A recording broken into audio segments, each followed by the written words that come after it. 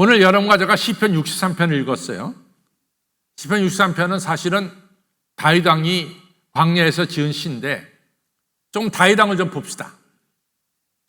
우리가 다윗을 보면은 사무엘상 16장에서 다윗 왕이 사무엘로부터 기름 부음을 받죠. 그 다음에 17장에 가서는 그 다음 장 17장에 가서는 다윗이 그 유명한 골리앗과 싸워서 승리를 거둡니다. 그 다음에 18장에 가서는 다윗이 승리하고 사울과 함께 기브온 들어오는데 이스라엘 여성들이 노래를 부르는데 다윗이 죽인 자는 만만이고 사울이 죽인 자는 천천히다, 이런 노래를 부릅니다.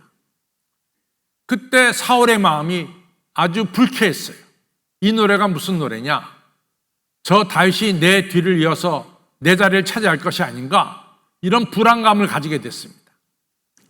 그 다음부터 우리가 성경을 보면은 사무엘상 18장부터 사무엘상 마지막 장이 31장인데 이 31장 길보아산 전투에서 사울 왕과 요나단이 블레셋과 싸워서 거기서 죽습니다. 그러니까 18장 이후부터 31장에 이르기까지 10장 넘게 다윗이 도망 다니는 것이 나와요. 사울 왕이 어떻게 해서 다윗을 죽이려고 쫓아다니는 것이 나옵니다.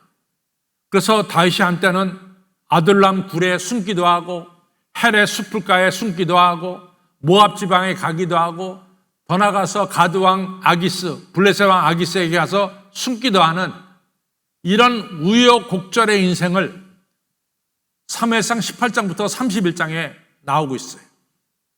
그러다가 이 사울 왕이 길보아 산 전투에서 죽고 나서 그 다음부터 다윗이 자유롭게 됩니다. 그 다음에 이제 사무엘 하로 넘어가요. 그래서 사무엘 하 3장에 가서 보면은 다윗이 헤브론에서 유다 지파 사람들에 의해서 왕이 됩니다. 그 다음에 5장에 가서 보면은 이스라엘 12지파 대표들이 와서 다윗을 왕으로 옹립합니다. 그래서 다윗은 12지파의 왕, 통일 이스라엘의 왕이 사무엘하 5장에서 되는 거예요. 그러면서 다윗의 앞날은 정말 승승장구하는 앞날이 됐어요. 항상 이스라엘을 괴롭히는 블레셋을 점령하고 또 북쪽에 있는 이 다메섹을 점령하고 레바논도 점령하고 또 오른쪽에 있는 이제 암몬과 모압 또 밑에 있는 에돔까지 다윗이 주변의 모든 나라를 다 점령합니다.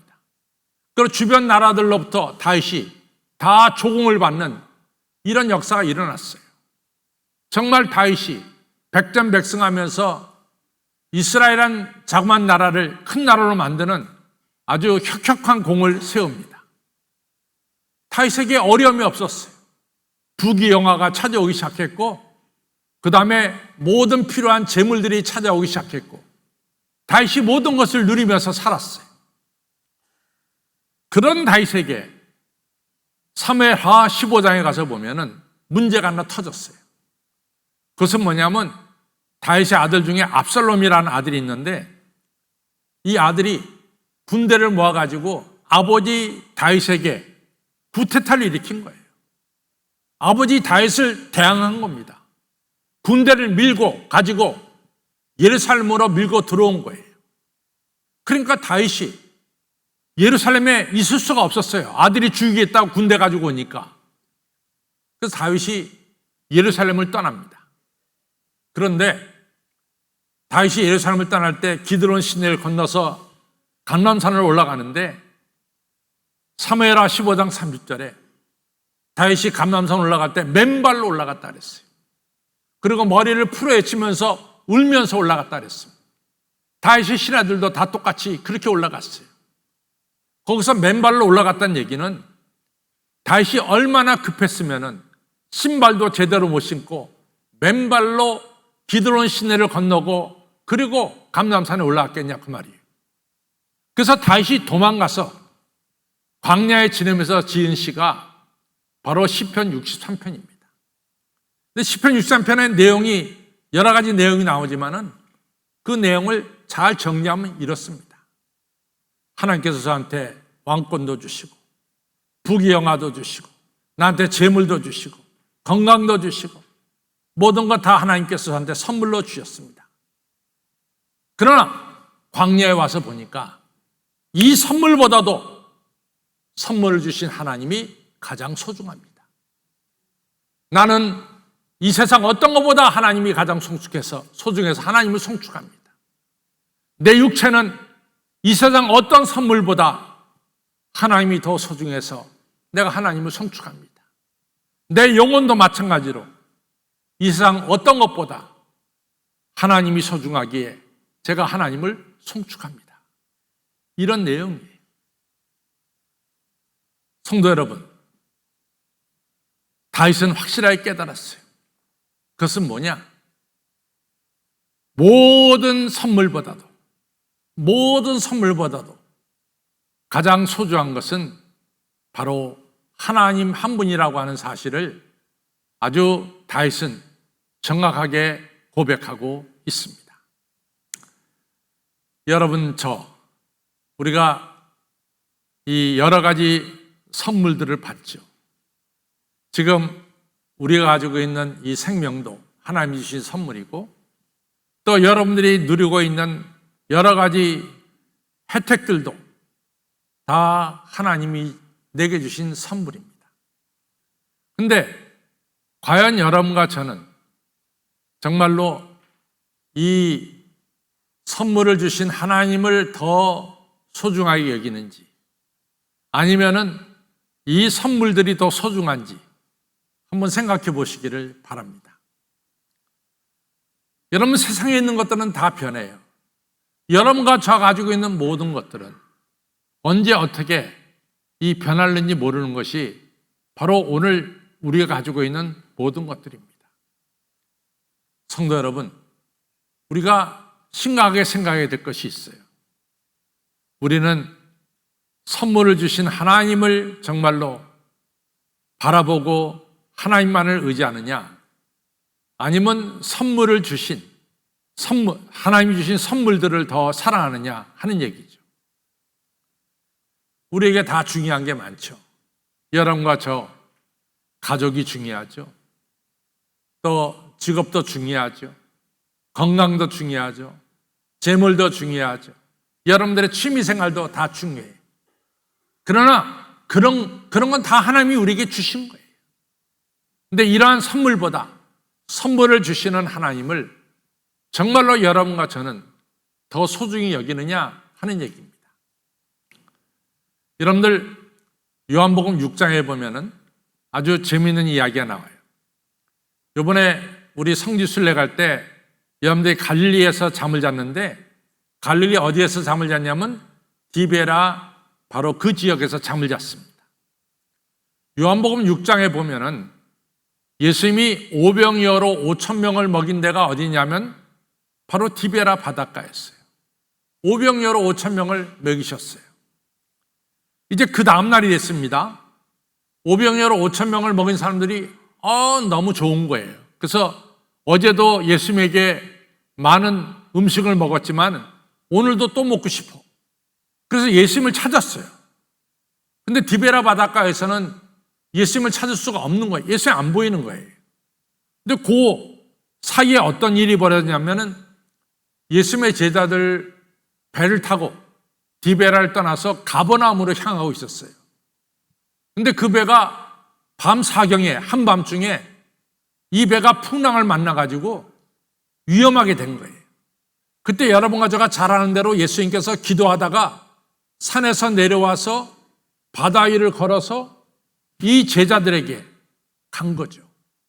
그러니까 풍랑은 잔잔해졌고 제자들 탄 배에 예수님도 타고 가버나움으로 밤중에 옮기셨어요. 그러니까 그 다음날 디베라 바닷가에서는 예수님이 안 보인 거죠. 디베라 바닷가에서 가버나움까지 배 타고 가면 그렇게 멀지 않습니다. 아주 직선으로 가니까. 그러나 디베라 바닷가에서 가버나움까지 가려면은 걸어서 가려면 길이 꽤 멀어요. 근데 이 디베라 이 사람들이 예수님을 찾아 나선 거예요. 그래서 걸어서 한 14km 떨어졌는데 그 14km 걸어가지고 그래가지고 바로 가버나움에 가서 예수님 만난 거예요. 예수님이 많은 무리가 예수님에게 찾아오는 걸 보고 예수님이 이런 말씀하십니다. 우리가 요한복음 6장에 보면 자세히 나와요. 저 무리들이 나를 찾는 것은 나를 원해서 찾는 게 아니라 이거지. 저들이 나를 찾는 것은 떡을 먹고 배부른 까닭이다. 이런 이야기를 중요하게 하십니다. 저들이 예수님을 찾는 것은 떡을 먹고 배부른 까닭인 거야. 떡 때문에 찾은 것이지 떡을 주신 예수님에게는 별로 관심이 없어요. 그래갖고 예수님께서 떡을 주지 않으니까 이 사람들 나중에 요한복음 6장에 보면 다 떠나고 맙니다.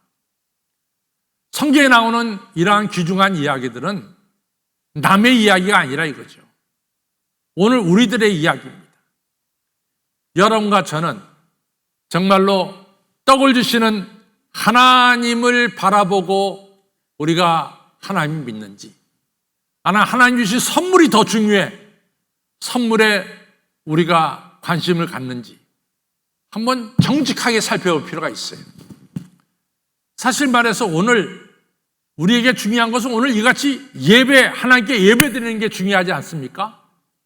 예배 뒤에 5층의 식사는 별로 중요한 게 아니야. 왜 우세요? 사실이 그렇지 않습니까? 오늘 중요한 것은 이 시간 여러분과 제가 하나님께 예배 드리는 게 중요하지. 5층 올라가서 식사하는 것은 그 다음 문제 아닙니까? 근데 우리가 이것이 좀 바뀌고 있어요. 선물이 더 중요해. 선물을 주신 예수님은 별로 관심이 없어. 이런 경우가 우리에게 없지 않냐 그 말이죠. 저는 성경을 읽으면 읽을수록 너무 성경이 오묘하고 신비하고 성경의 은혜를 많이 받습니다. 제가 지난주에는 마태복음 19장에 나오는 부자 청년에 대한 이야기를 했어요. 근데 그 부자 청년에 대한 이야기가 누가복음에서는 어디에 나오냐면은 누가복음 18장에 나와요.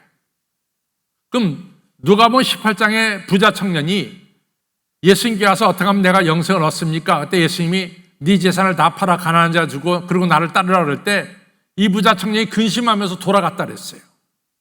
그런데 18장에 그 부자 청년의 이야기가 끝나자마자 바로 19장에 누구의 이야기가 나오냐면 삭개오의 이야기가 나와요. 성경을 보면은 예수님께서 부자 청년과 삭개오를 분명히 설명하고 있죠. 분명히 비교하면서 말씀하고 있습니다. 19장에서 삭개오는 예수님 오시자마자 내 재산의 절반을 내가 가난한 자에게 주겠으며 내가 네게 토색한 것이 있으면 4배를 갚겠나이다. 여기서 우리가 한번 생각할 것이 있어요.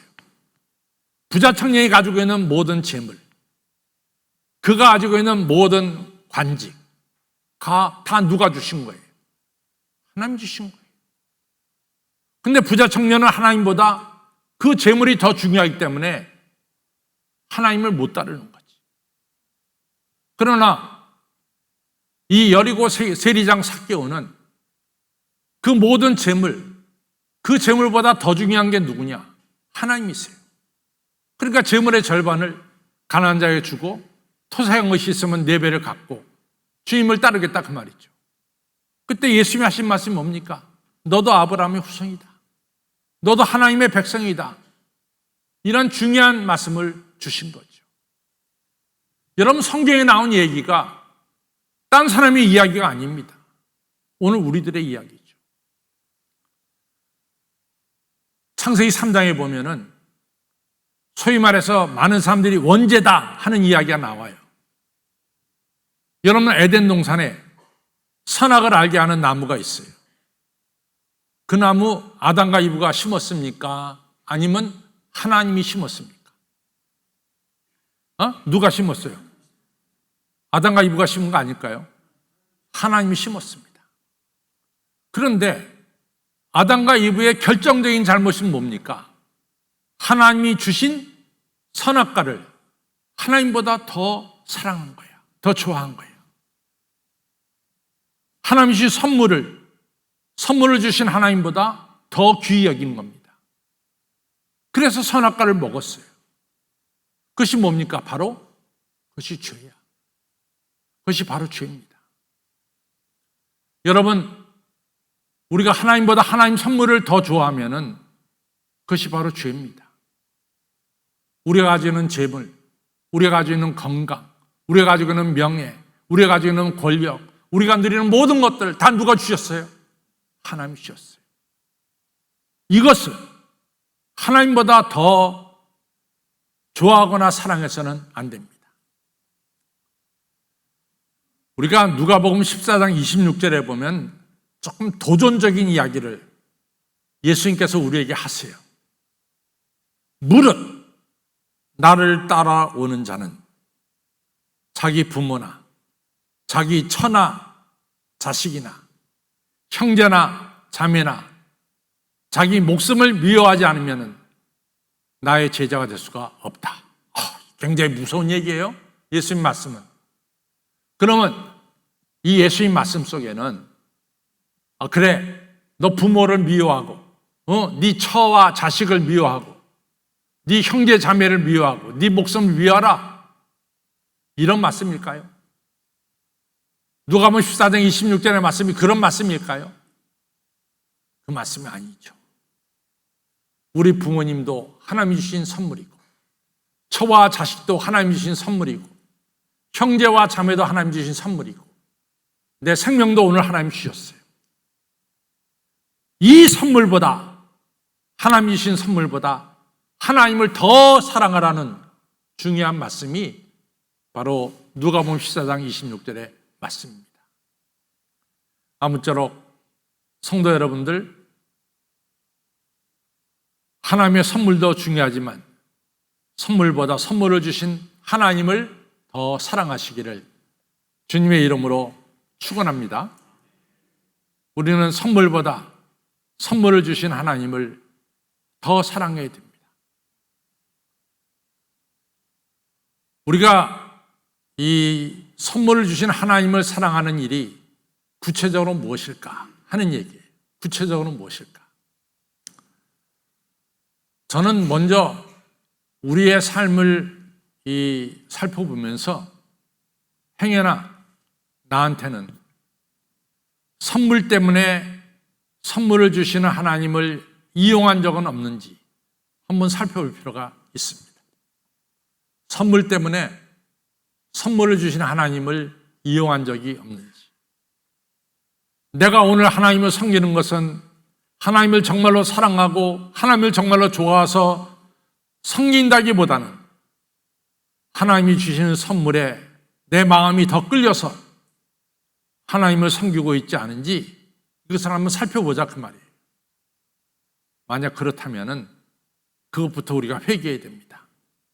하나님, 제가 하나님보다 하나님의 선물을 더 찾고 있습니다. 이런 잘못된 것을 하나님 용서해 주시고 깨우쳐 주시고 선물을 주시는 하나님을 더 사랑할 수 있도록 믿음을 허락하여 주옵소서. 이것이 첫 번째. 두 번째 중요한 것은 여러분과 저는 지금 하나님을 용병으로 하나님을 섬기고 있습니까? 아니면은 우리가 이 하나님의 정말 사랑받는 자녀로 내가 목숨을 다하고 생명을 다하고 힘을 다해서 하나님을 사랑하고 있느냐, 이런 것도 한번 살펴볼 필요가 있어요. 그런데 용병이란 말이 나왔으니까 용병을 좀 정리를 해보죠. 우리 기독교 역사 속에서 수치스러운 역사 중에 하나가 뭐냐면은 십자군 전쟁입니다. 십자군 전쟁은 1088년부터 1099년까지 교황으로 있었던 우르반 2세 때 십자군 전쟁이 일어났어요. 우리가 알다시피 70년에 예루살렘 성전이 무너졌어요. 티투스에 의해서. 그리고 로마가 망하면서 이슬람 교도들이 예루살렘을 차지했어요. 그러나 이슬람 교도들이 크리스천들이 성지 순례가는 것에 대해서 막지 않았어요. 왜냐하면 이슬람 자기들도 성지 순례한다는 게 너무 중요한 걸 알기 때문에 크리스천들이 성지 순례가는 것에 대해서 예루살렘에 가는 것에 대해서 막질 않았습니다. 근데 우리가 이제 역사에 알아야 될 게 뭐냐면 터키 하면은 셀죽 터키가 있고 오스만 터키가 있어요. 근데 이 셀죽 터키가 성지를 갖다 점령을 했어요. 근데 셀죽 터키가 성지를 점령하고 나서부터 크리스천들이 이 성지 순례하는 것을 막아버렸어요. 그러니까 성지 순례 못하는 거예요. 셀죽 터키가 잡고 나서부터. 그러니까 교황 우르반 2세가 성도들로 하여금 성지 순례를 하게 해야 되지 않느냐, 그러한 명분을 가지고 소위 말해서 십자군 전쟁을 일으킨 거예요. 십자군 용사를 뽑았습니다. 근데 제가 아까도 얘기했지만은 장자한테는 땅을 주지만은 차자나 그 다음부터는 재산을 부모로부터 받지 못하는 그런 일들이 유럽에 허다했어요. 그러면 농토 없이 놀고 먹는 사람들이 너무 많은 거야. 바로 이런 사람들이 십자군 용병이 됩니다. 뭐 돈을 주니까, 영주들이 돈을 주니까 그 돈을 받아가지고 이제 십자군 병사가 되는 거예요. 근데 아시다시피 이 십자군이 성지 탈환한다는 목적으로 십자군이 결성됐는데 1차서부터 7차까지 전쟁이 벌어졌는데 이 십자군이 지나가는 마을마다 쑥대밭이 되는 거예요. 쑥대밭. 십자군들이 그 여성들을 다 건드려버리고 재산들 다 뺏고, 이게 무슨 십자군이냐고. 이게 얼마나 십자군이 그것 때문에 지금 세계 역사를 연구하는 사람들한테 욕을 먹는지 모릅니다. 근데 왜 그렇게 됐을까? 그 사람들은 하나님이 목적이 아니라 뭐가 목적이에요? 돈이 목적이었어요. 그러니까 십자군 전쟁은 하나님의 영광을 가리고, 그리고 기독교가 저지른 잘못 중에 하나가 십자군 전쟁으로 지금 나타나고 있는 거죠. 여러분과 저는 용병이 아니라 여러분과 저는 뭡니까? 하나님의 백성이고 하나님 위해서 살아가는 하나님의 용사임을 믿으시기 바랍니다. 우리는 용병이 아니에요. 용병이 아닙니다. 여러분과 저는 하나님을 사랑하고 하나님의 영광을 위해서 살아가는 하나님의 백성이요 하나님의 용사임을 다시 한번 마음속에 새기시기를 바랍니다. 어떻게 우리가 하나님을 바라보면서 우리가 하나님과 하나 될 수 있느냐? 중요한 것은 이 예배예요. 나는 예배 이상 중요한 게 없다고 생각해요.